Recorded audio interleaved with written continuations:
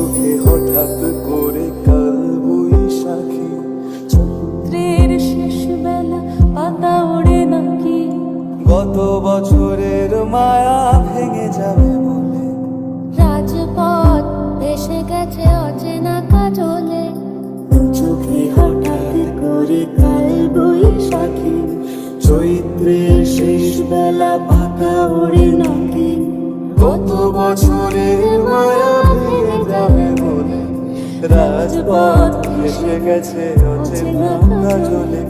তুমিও ঝরে তাকে শুধু ভালোবেসো,